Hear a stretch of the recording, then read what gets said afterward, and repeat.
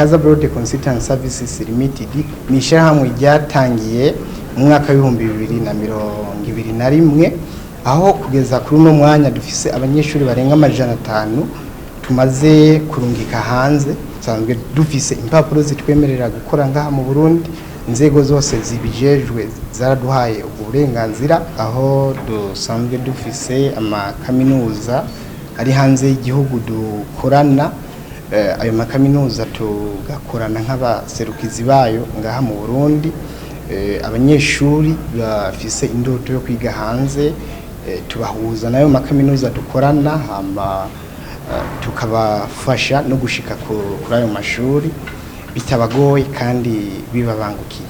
Ku mazina nishimwe Cina Shekina, Kaza Abroad tuzinanye gukora bandondera ishuri, barandondera administration barayironka, narabegereye ndabaganiriza, baranyumviriza, ndababwira aho nabashaka kwiga n'icyo nabashaka kwiga, barabindonderera. Basavye amadokima 4 gusa, basavye urupapuro rwerekana ko nahejeje ishuri natsinze, basaba na bilete zo mu wa mbere mu wa kabiri mu wa gatatu. Naranse ishuri rero turindira ishuri rizokugururwa kwezi kuza le 5 niho nzogenda ku shuri. Kubera n'ibipapuro by'ishuri narabironse, ishuri ryaramamagaye, ndazi n'umunsi nzogenda mu buhinzi nzokwirira inusu bandihira inusu bivanye n'amanota nari mfise na bourse naronse ya 50. Harababwira amahirwe bakaronka y'ijana, kujana kwijana bakabarihira, gusa je naronse amahirwe ya 50 gusa. Akabijya dusanzwe dufise muri Kaza Broad Consultant Services Limited nuko ari shirahamwe risanzwe rikorera mu gisata c'ugwaruka, rikabafasha kugera hanze ritabaze amananiza canke se ayandi mafaranga ari ku ruhande, kubera yuko twe dusanzwe dufise amakaminuza dukorana mu buryo buri direct, aho tubabubahuze umunyeshuri akironkera ako kajyo ko kwiga hanze atacarinze gusaba.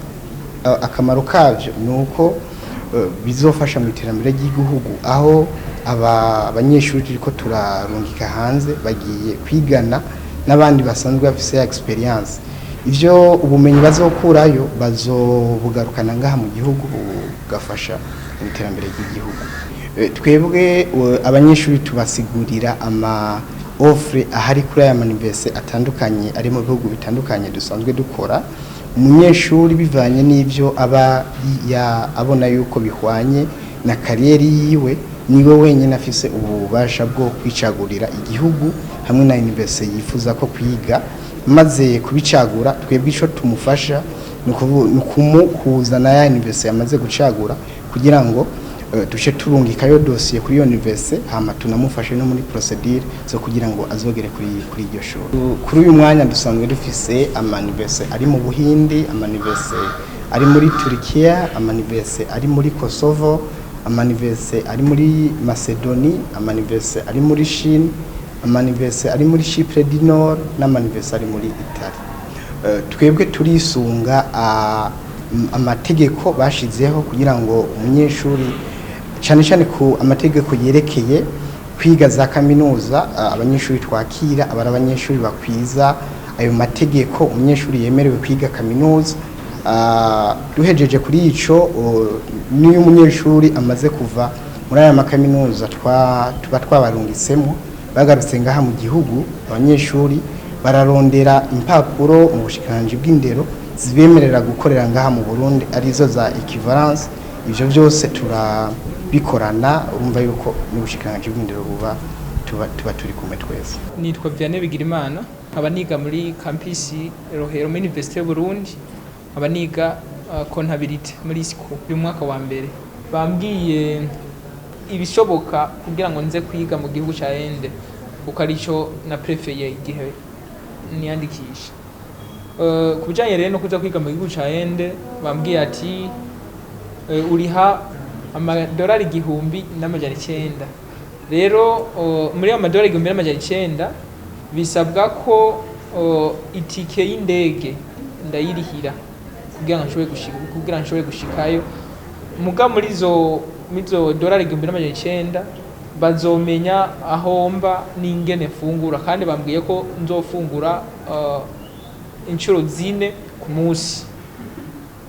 Rero bambwiye byinshi byerekeye muri ende, bambwiye ko nzotangura ishuri gutonda mu ishuri ari isaha 2 z'igitondo nkataha isaha 8 z'umuhingamo.